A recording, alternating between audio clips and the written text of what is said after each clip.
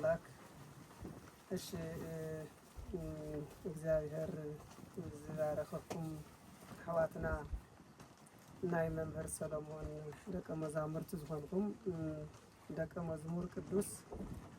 9150 ቅርሺ ደቀ መዝሙር ዘርሰናይ 18700 ቅርሺ ወይም ብር ጠቅላላ 27850 ናብዚ ናይ የፍዕ ገረብ ደብረ ምህረት ቅድስት አርሴማ ናይ ቅኔ ጉባኤ ነቐለ ማለት እዩ ትግራይ ንዙ ሰፊሕ ጉባኤ እዚ ናይ ጉባኤ ቦታ መስርሒ ዝኸውን ሓገዝ ዝገበርኩምዎ ዓንቲ ወስንኩም ፀዋዕኩም ኣሕዋትና 27850 ቅርሺ ወይም ብር ኢትዮጵያ በፂሕና ስለ ዘሎ ልውህብተኹም ብጣዕሚ እናመስገና ያው እዚ ተማሃራይ እውን ገደማ ላብ 300 ዝፀጋጋዕ ናይ ቅኔ ጉባኤ ኣሎ ካሊእ እውን ናይ ካሊእ ጉባኤ እውን ብካሊእ ገፅ ኣሎ ስለዚ እዚ ጉባኤ እዚ ተባሂሉ ግን ኣብ ፀሓይ ኮይኖም ዝመሃሩ ኣብ ፀሓይ ኮይኖም ዝነብሩ ተማሃሮ ዝነበሩ እዚ መሐገዚ ተገይሩ ስለ ዝተሰርሐ ዝተውሃበ ስለዚ ጉባኤ እውን በአጋጣሚ ኣብዚ ቅንያት እዚ ብናይ መሃንዲስ ስራሕ ምክንያት ካብዚ ይለዓል ስለ ዘሎ ነቲ ዝስራሕ ስራሕ ድሙቕን ልሙዕን ክኾን ሓጊዝኩምና ኢኹም እሞ እግዚአብሔር ይሃበልና ውህብተኻትም ኣብ ቅድሚ ኣምላክ ይርገልና ኢልና ካልኦት ዘለኹም መብኡ ዘለኹም መሓዙት ናያቶም መሓዙት ናይ መምህር ሰሎሞን ደቀ መዛሙርት እውን ናያቶም ኣሰር ተኸትልኩም ዝዘብዙ ዘሎ ብመንፈስ ይኹን ብስጋ ብዘርኢ ይኹን ብሰብኣዊ መንነት ዝመሳሰልኩም ኣሕዋትኩም ንኽትሕግዙ ኢና ክንላወን ደሊ ስለዚ ንኸዝል ተገበረ ሓገዝን ዝመፅእ ልትሕግዙ ሰባትን ምስግናና ዝዓዘዘ ኮይኑ እግዚአብሔር ድማ ያው ብመንፈስ ብሓደ ኣለና እሞ ብኣካል እውን ንረኣየሉ መዓልቲ እንፋለጠሉ መዓልቲ ክህሊ ይኾን ይኽእል እዩ እሞ እቲ መዓልቲ እሱ እውን ቅዱስ ፍሉይ መዓልቲ ይግበረልና ስለዚ ዝገበርኩምና ውህብቶ ብጣዕሚ እናመስገና ንሕና እውን ከም ነበርትን ከም ኣብዚ ዘለና ናይቲ ቤተክርስትያን ኣገልገልትን መመሓደርትን መምህር እውን መምህር ይባቤ ታፈረ ናይዚ ጉባኤ መምህር ናይ ቅኔ መምህር ዝኾኑ መምህርና መምህር ሰሎሞን ሃፍቶም እውን ኮይኖም ላረከቡና እዮም እሞ ተረኪብና በፂሕና ኣሎ ክብረት ይሃበልና ኣምላከ ጉባኤ ይሓግዝኩም ክብረት ዕድመን ጥዕናን ይሃበልና ኢልና ምስግናና ክነመስግን ክንገልፅ ንፈቱ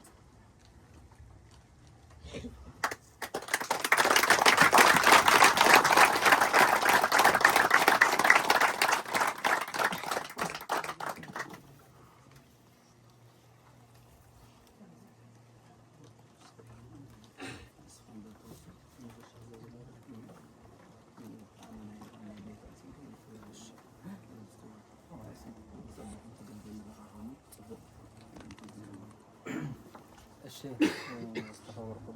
مرجعي سرعت نايز دبري أما حداري كمون مرنا ينتهي بابي بحافظ شغل لغتكم دك مزامرتهم وإلكم لحن دوائلكم أمين እግዚአብሔር አምላኽና ዝኸበረ ንዝተመስገነን ይኹን እነደው ሃበ ይሃት ዝበረከት ስለ ዝኾነ በሐፈሻ ከምቲ ቅድሚ ሕጂ ትፈልጥዎ እቲ ልምዓት ናይ ዝጉባኤ ኣብ ዝሓለፈ ከም ዝተዛረብናዮ ማለት እዩ እንተ ለሚና እንተ ንሕና ወሲኽና ክሳብ ትንሳኤ እዛ ፅላል እዛ ትረአ ዘላ ስለ ዝኾነት ትሽፈነሉ መንገዲ ከነጣጥሕና ኢልና ተዛሪብና ነርና ማለት እዩ እቲ ኣዳራሽ ንምርኣይ ዝኣክል እውን ያው ቁርብታ ቪድዮና እውን ተተገብረት ፅቡቕ እዩ እዚኣ ስለዚ እዚኣ ስለ ዝኾነት ንመምሃር ንኸየፀግም ተምሃሮ ፅቡቕ ጌሮም ክመሃሩ መምህር እውን ፅቡቕ ጌሮም ክምህሩ ብዝብል ሓሳብ ኢና ተበጊስናና እዚ ከም መጀመሪ ያው ዘይሰምዑ ብዙሓት ወገናትና ስለ ዘለዉ እንታይ ኢና ክንብል ንደሊ ብሓፈሻ እዚ ጉባኤ ናይ መንፈስ ቅዱስ ጉባኤ ስለ ዝኾነ ኣብዚ ዘለና ብዙሓት ሰባት ኣብ ብዙሕ ዓውደ ክንብተን ኢና ከም ሃዋርያ እዚ ማለት እንታይ ማለት እዩ ኣብዚ ጉባኤ እዚ ብዙሕ ዝውለድ ኣሎ ማለት እዩ ፓትርያርክ ዝኾኑ ሰባት ኣይትሰኣኑን ጳጳሳት ዝኾኑ ሰባት ኣይትሰኣኑን ኩልና እቲ ጉባኤ ቤት ዝነበርናሉን ዘለናሉን ስለ ዝኾንና ንፈልጦ ኢና እሞ ጉባኤ ቤት ክጓሳቆል የብሉን ብዝብል ሓሳብ ያው ቅድሚ ሕጂ መጋቤ ስርዓት ብዝነበርዎ ንእሽተይ ኣነ ናይ ቅኔ ተምሃሮ ዘምህሮም ኣለዉ ብኦንላይን እና ሓገዝ ንክገብሩ ጌርና እቲ ዝተገብረ ሓገዝ ከዓ ካብ ተማሃሮ ዝተፈናቀሉ ይሕሽልና نتفانقلتين زاتري وزلهم تين دابتا دحريهم زلا نابا غيرنا يا نيرنا مالتي حج فران كله ግን እዚ ቤተ ጉባኤ እንደሕርዳት ሃኒጹ ብዙሕ አይምሮ ክህነት ስለዝኾነ ብዙሕ ነገር ካፍም ማዓራረ ስለዝኾነ ገጽና ናብዚ ቤተ ጉባኤ ጌርና ኣለና እዚ ማለት እንታይ ማለት እዩ ቅድሚ ሕጂ ምናልባት በታሪኽ ወይ በወረ ዝሰማዕኩም ነገር ይህል ይኸውን ንስኻ እንታይ እዩ ተጋሩን ኤርትራውያንን بتحببر أو كيحة بيت مصحفتي جزاوتي كالو بزح نجارات استسرحني رومالتي أبتي بيت جوبا بزنا برنالو زي جيرنا إذا أنا خمت حبابر خوي نمبر جبرت خلقت له مالتي بدحري كوينهم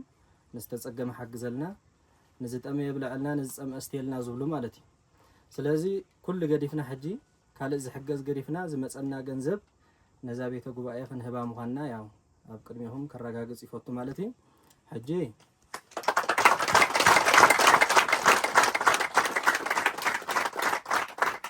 إذا تجيروا زلوا حجز كمتي أقدم مجابي سرعة زبلوه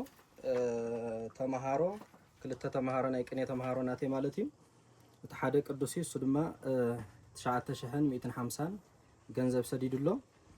زر سنة دما ياو $100 كوينو زرزرن كلبنا إثيوبيا بر 18,700 مالتي إذا تقبلنا لنا أتاناي 9,150 تبزلا ناي هولنديا يورو إزبها تجنزب كزرزرن كله 5 يورو 9,150 يخون مالتي إذا أنا حجز أنا زر عياز اللواء جنزبين إذا أني ترفضه نزاتين داخل شفنا ولا حنت نجار كم زي جوران فلت إن أنا أمنينا تم تعرفكم زلهم دك أمزام رقعة زي حجزكم مالتي أبتنا يتفنى قلت زي حجزكم علىهم زم حج حجزكم زلهم كا ياو تنجنزب زي أنين زي إنك أخنا ركبنينا إذا ركبنا أيام الرجاجز خا فيديو نباهم شركة بعليا مالتي حج السطر زي كونه كالوت أفلقوا إنجيل يوتيوب ناتي يوتيوب مالتي كل هاتكم بزلهم كتاتوا الوقت عليهم سلازي أبغى هذا فيديو مستسدد كنت حجزت للي سبات يوم أدرس ناتي يوتيوب ناتي أو كل سلازونه حجزوا مو كم زي عندنا جبرنا نزي بيت جوباي حف كانوا بلهم في التنين مالتي زي بيت جوباي حف زبالين ليك ممهرنا ينتهي بابيلو بزحت لك مزامرتون بزريا زرعي زلو كلاتهم ناتهم تمهارين مالتي انت هنا تعينة تمهارة بتعمل سجام مثل زخانة بجزية صحيح حنساب يقارص حنساب بجزية خرمتي يقارص كم من دا جبرت تمهار نخيب لا إلنا خمسة جميرنا لنا مو متشرش شوخاء إذا تهاني صوب في الله إكساب تنساي مالتي خم تقلنا عند حرات وتا توهي بخوينو دما أبقى معات تجيرة تجازات تسريحة ممهر صبو جيرو زمهر الله تمهارات صبو جيرو زمهر الله وتا خنفتر إجابير حق زنا نحنا تبديسنا لنا تزود إجابير سلا زخانة أنت بتسيو جنزم أنت بتسين هنجبرينا كنا متسين حكي تزي متسي هذا هنجبرينا كلنا نسر حجزنا بالحكي حجزنا بالنا كلنا حلاف الناس لزغنا تنجنزب زين مسلا زين نقول ولادنا مجابي سرعة نركبهم لنا بأمن قدها نمهر كركوبيهم أبقى تسالز متسخاهم من دا جبرنا خنا لما فتلنا أملاخي حجزنا أرجوكم تنكيكم كلها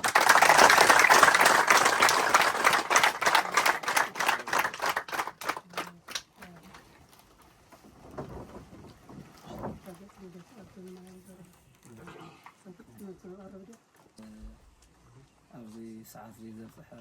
كبر مسجانا ينصح يا بيتنا يسكر الصوص ياو بمنهر سلمان بلهم زحجزهمنا تمهراي ناي مستقرن طلب كني درجة تمهراي قدسن تمهراي زرسناين ياو خامو غيرو خامتي نسخهم حواتنا لأنا المسلو ناي مايا دليت زلهم أمودمو أو صقم زلو أو قرن نفاسن كابت فانا على زي حشو لأنا المسلو دك مزامرت اللونا مو زي أنا حنا بتالت خالت متن كن حجزينا إلهم ياو تحجزي غيرهم لان يهم لزقوا زي عاوزي زلو تمهراي بركة الوالد تمهراي زلو غيرهم لان يهم حجز بتعامين أنا مسجن بتعامي يا مسجن خمسة أنا زي مسجنا دمو ويتا يسوع كريستوس تقبلوا تمسجناي لأهم سناي فريا خامون ناي طن ناي فلتة ناي مستيرن زمنهم ኣርዚሙ ወይም ደሞ ኣፈድፊሉ ጎይታ ኢየሱስ ክርስቶስ ይዓድልኩም ክብል ይፈቱ ያው ተሓገዚ መምህር ሰሎሞን ቅድሚ ሕዚ እውን ኣብዚ ቅድም ትብል ብዚኣ ልዛትእዋ ኣለኹም ከንዳ ሸፊና ዘላ እልየኒ ዝተባሃለት ሓፍትና ልዕሊ 12,000 ሓጊዛ እዚኣ ዛፅላ እዚኣ ተገይራትና እያ በዓላት በረከትና በኣ ላትገልገልና ፀኒሕና ኢና ክሻው ዝሕዝ ሰዓት ሕዚ ከም ትሪእዎ ኣለኹም ፀሓይም ታይስሙ ወዲእዋ እዛ ላስቲክ እዛ ኬንዳ ከምዚ ኢላ ኣላ ኣብዚ ብምቕፃል ደሞ ያው መርጌታ ጨርቆስ እውን ናይ ኣብዚ ሕዚ ቃረባ መዓልቲ ንሱ ትጉባኤ ከምቲ እቶም ክቡር ኣመሓዳሪ መጋየ ስርዓት ገብረ ታደሰ ዝበልዎ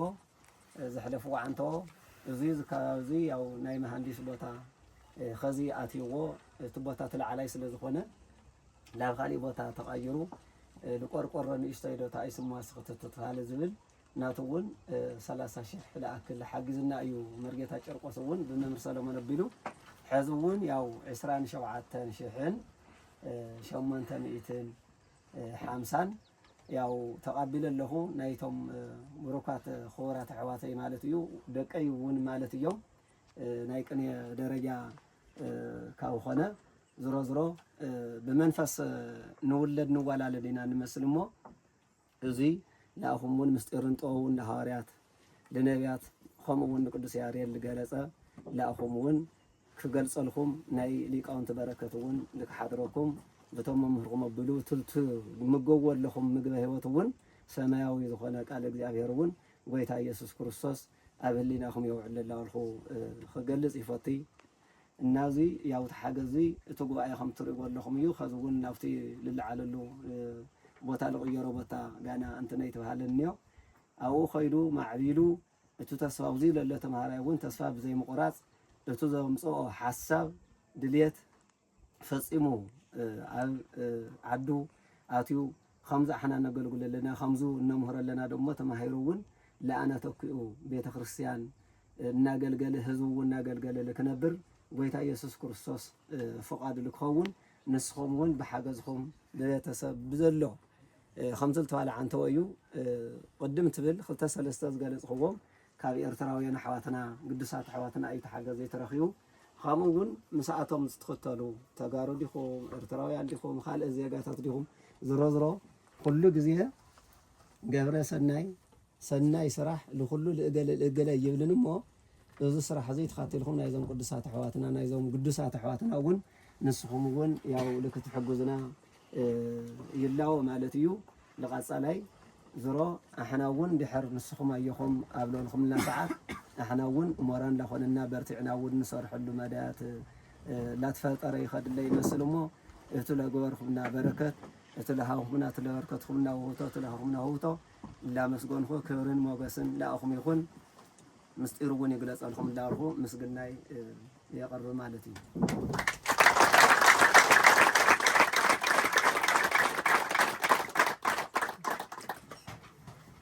أنا من أبغى تصبح حسن ولا حسن تاعي سنة نجار ويسنة يجور نخلو سنة يجور ما بعدنا بساعته كتعري وترخو ياهم تغير تأمي دي سنة يجور له كله اسمه بعدني هنا أعرف ولا صبح صراحة بساعته بيجي يخاف ما فيهمه أنا زي كل الدليل حواتنا لكن هذا قدوس كمون زر سناي تيجيرهم ولا لهم زين بيت كريستيان صراحة بيت كريستيان دمو ما حدا صار يخلصنا كلاتنا بسعتنا كلاتنا الشام قناة تردهم غيرهم ولا لهم هذه هذه تري ولا لهم وعزي بعرفوا تفضلات ولا لنا مهندس خناتات تما رايزي تتبتينو معز كتكا زي خيل دموفت مفراي لصحه تما رسول زغنا ስለዚህ ብታዘላቶ ዓቕሚ ብታዘላቶ ህይወት መፅለል ረኺቡ ተሒዙ ኣለሎ ሞያ ከም ሒዞም ኣለሎ ሞያ ክፍፅም ተኾይኑ ዝተምሃራይ እዚ መፅለል ክረክብ ዝኻትሞ ገይርኩም ኣለኹም ስለዚ መምሃራን እንትተባሃለ ገሊፆም እዮም ከም ሓለቓ ደብሪ መራሕና ከም ሰብካ ጉባኤ ከም ቤተ ክርስቲያን ከም ህዝቢ ገፊሕ ገረብ ደብረ ምሕረት ቅድስት ኣርሴማ ዓብዪ ምስጋና ኣለና ብስም ቤተ ክርስቲያን ብጠቕላላ እውን ዓብዪ ክብሪ ኣለና እሞ ሕዚ እውን ፈተውቲ ቤተ ክርስቲያን ዝኾንኩም ኩልኻትኩም زوزني الصناع سرح لا تختلهم زوزني قواعي ከይፈርስ ቤተክርስቲያን ጽባሕ ንግሆ ኩሉ ግዜ ላተተከለ ቀጽለት ትኾይና ያው ናብ መምሃራን ህይወት እንተሃሊ ፍልፍል ኩሉ ዝርከብ እሞ ደቀ መዛሙርቱ እውን ብሞራል መምሃራን እውን ብሞራል ክመሃሩ እንተኾይኖም ሰናይ ሓገዝ ክፍለ ስለዘይብሉ እዚ እውን ናይ ኩላትና ድርሻ ናይ ኩላትና ብፅሒት ምን ሓደ ክልተ ስለዘይኮነ ኩላትና ክንሕገዝ ይግበአና ኢለ ኣኹ እያና ምስጋና ይለቕርብ ብዘውዝኒ መዳይለ ተሓውሎ ኣለዎ ሓውና መምህር ሰለሞን ከምኡ እውን መምህር ይባብ ይኹን ካልኦት መምሃራን እውን ተስፋ ከይቆረፅኩም ሞራልካቶም ሙሉእ ኮይኑ ስለ ቤተ ክርስቲያን ላዕሊ ታሕቲ እንድሕር ዝፀዓር ኮይኑ ብዙሕ ተሓጓሲ ብዙሕ ሓጋዚ ከም ዘለውን እግዚኣብሔር እውን ምሳና ኮይኑ ብዙሕ ነገር ይድግፍ እዩ እሞ ብሞራልን ብቅድስናን ኮይንካቶም ሞያካቶም ክተበርክቱ ፅባሕ ንገቡ እዚኣቶም መምሃራን ኮይኖም ቤተ ክርስቲያን ይኹን ስርዓቱ ትምህርቲ ኩሉ ክርከቦ ስለዝኽእሉ ዓብዪ ተስፋ ኣለና እዩ እሞ ያው ኩላትና ሕጉሳት ኢና የቐኒየልና ናብ ኸያና ሓሳብ ይግለጽ የቐኒየሉ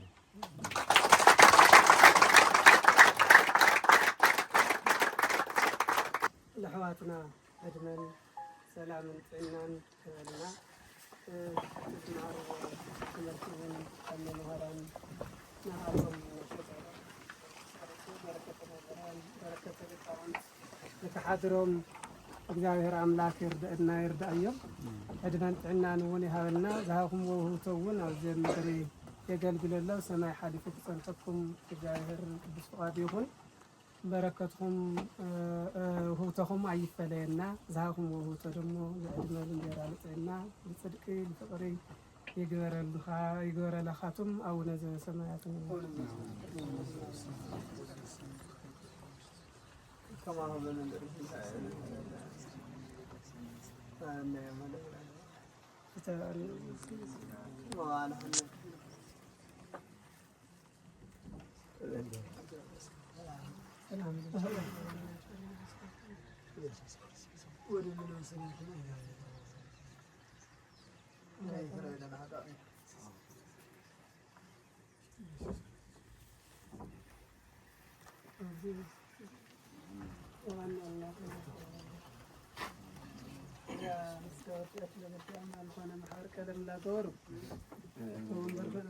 آمين.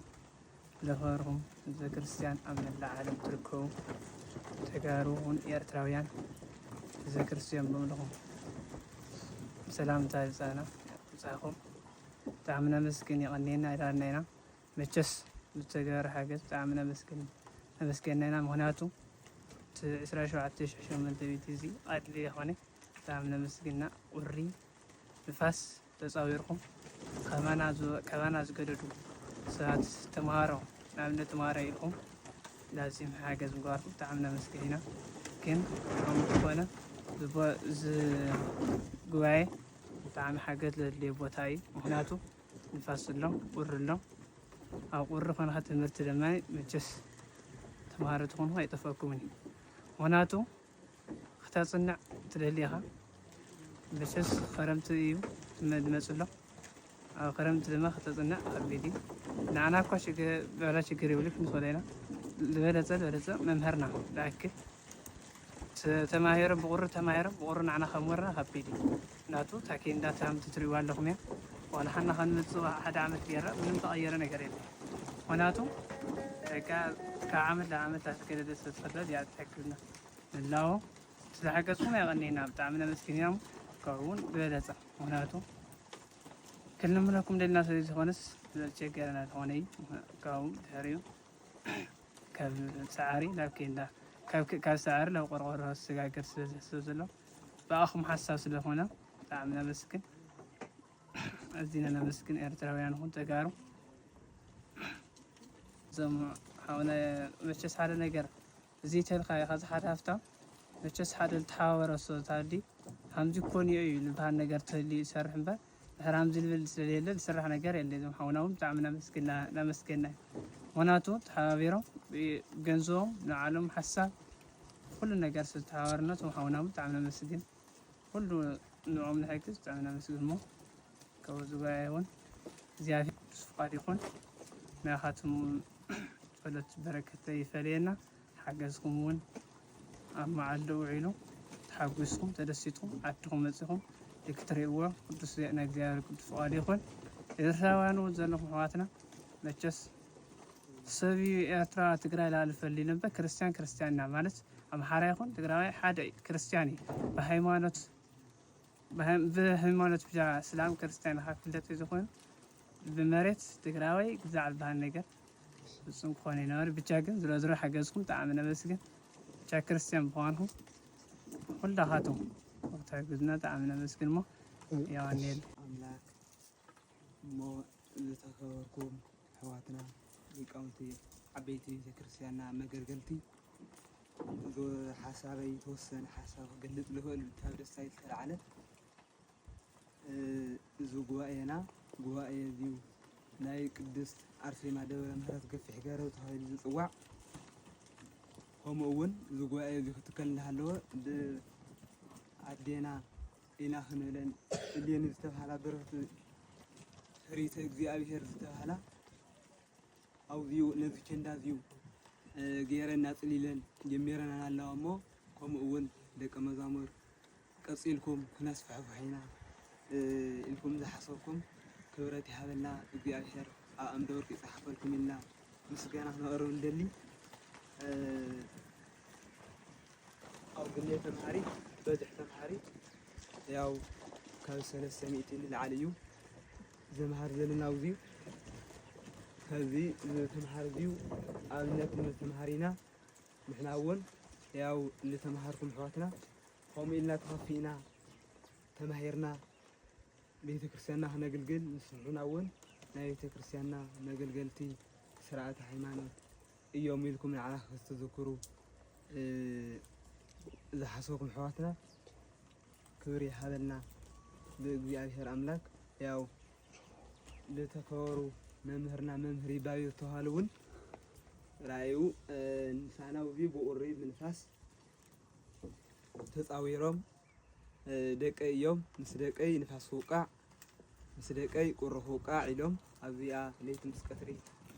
እዮም ቁሪ ተፃዊሮም ዝሓድርና ዘለው ያው ከፍ መበል እዮም እውን ኣብ እምኒ እዮም ከም ስነ ስርዓት ናይ መምህር ከፍ መበሊ ከፍ ኢሎም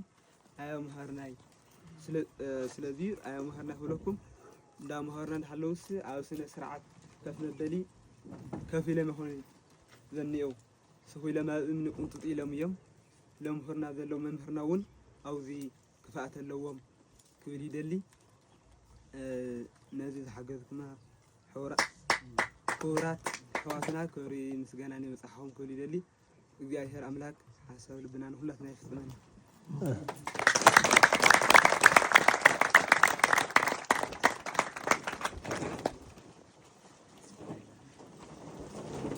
እሞ ሓፈሻዊ ብስምቲ ጉባኤ ዝተገበረልና ሓገዝ ብመምህርና የነታ ሰሎሞን ደቀ መዛሙርትን ብኩሎም ፈተውቶምን ዝግበረልና ዘሎ ሓገዝ ካብ መጀመርያ እስካብ ሕጂ ዘሎ ብስምቲ ጉባኤና ብስም መምህርና የነታ ይባቤ ዓብይ ልዑል ዝኾነ ልባዊ ምስጋና ከቐርብ ይደሊ እቲ ጉባኤና እዚ ከም ትሪእዎ ዘለኹም እስካብ ናብ 4 ዓመት ኣከባቢ ገይሩሎ 4 ዓመት ክረምትን ሓጋይን ከምዚ ትሪእዋ ዘለኹም ኣብ ደገ ኢና ንምሃር ክረምቲ ይኹን ሓጋይ ይኹን ብጣዕሚ ኣብ ኣሸጋር ብዘፀግም መልክዕ ኢና ንምሃር ካብ መምህርና የንታይ ባቤ ጀሚሩ እውን መምህር እንዳሃለው ኣብ ናይ መምህር ወንበር እኳ ኮፍ ኢሎም ዘየምህሩና ብፀሓይን ብንፋስን ተፀጊሞም እዮም ዘምህሩና እታ ኬንዳ ብመምህርና የንታ ሰሎሞን ዝተገበረልና ሓገዝ ተሰሪሓትና ነይራ ካብ ኦማ ጀሚርካ እስካብ ኬንዳ ዘሎ ከምቲ ትሪእዋ ዘለኹም ተነቃቂላ ፈሪሱ እውን ነይሩስ ካልኣይ ኢና ሕድሽናዮ ዘለና ስለዚ እቲ ተምሃራይ እዚ እቲ ትምህርቲ ክመሃር እንከሎ ብጣዕሚ ብኣፀጋሚ ብዝኾነ ኩነታት ኢና ንምሃር ዘለና ክረምቲ መፅኡ መምህርና ከምህሩና ግሰ ከውርድልና እንከለው ማይ መፅኡ ገዲፍና ኢና ንብተን ዘረፋ እንተሃልዩ ገዲፍና ንብተን ነገር እንተሃልዩ ገዲፍና ኢና ንብተን ካብ ገዲፍካ ክብተን ዘይከኣል ናይ ጸሎት ውዳሴ ማርያም ሓበራዊ ውዳሴ ማርያም ናይቲ ጉባኤ ኣሎ እዚ ክግበር እንከሎ ግን ብጣዕሚ ዘሕዝነኒ ብጣዕሚ ዘብክየኒ ሓቂ ዝዋ ካብ ቤተ ክርስቲያን እዚኣ ከምዚ ደሞ ወደቐት ነይራ እቲ ጉባኤ እዚ ዶ ከምዚ ክወድቕ ነይርዎ ንኩለና ሕቶ እዩ ኩሉ ስርዕ ኢሉ ውዳሴ ማርያም ክድገም እንከሎ ኣብ ዝባነ እዩ ዝዓረፍ እቲ ዝናብ ኣብ ሕቆና እዩ ዝዓርፍ እሞ ነዚ ሪኢኹም ተበጊስኩም ዘለኹም ኣሕዋትና ክትቅፅልሉ ኢና ንደሊ ብጣዕሚ ኣብ ሽግር ኮይና ኢና ንምሃር ዘለና ንፋሱ ቁሩ ፀሓዩ ማዩ እዩ ዘፀግመና ዘሎ ኣብ ሰዓትና ክንምሃረ ይንኽእል ብሰንኪ ንፋስ ብሰንኪ ማይ ይፅግመና ኣሎ ሞ እቲ ጀሚርኩሞ ዘለኹም ሓገዝ መወዳእቱ ክህል ኣሎ ናብ እትፈልጥዎ መሓዝትኩም ምዕሩኽትኩም ዘሎ ኩሉ ክተባፅሕዎ ኢላወኩም ኤርትራውያን ኣሕዋትና ደሞ ብጣዕሚ ልባዊ ዝኾነ ምስጋና ኣለኒ ኣነ ምስ ኤርትራውያን ብዙሕ ዓመት እየ ተቐሚጠ ዘለዎም ንፍቕሪ ተበግሶ ዓብዪ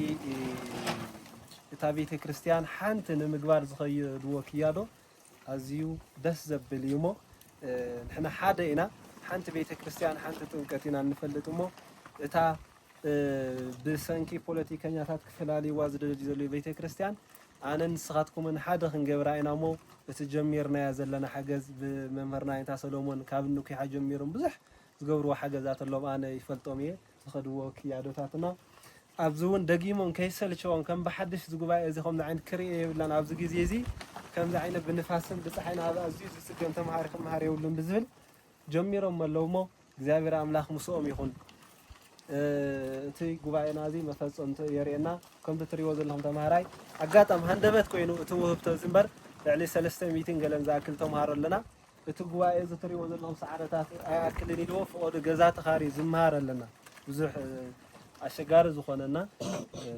ብጣዕሚ ኢና ነመስግን ተገይረልና ዘሎ ሓገዝ ቀሊል ኣይኮነን ክብሪ ሃበልና ንባዕልኹም ኣብ ስደት ኮይንኩም ብዙሕ ዝሕገዝ ቤተሰብ ዓርኪ ኩሉ ነገር እንዳሃለኩም ከይሰልቸወኩም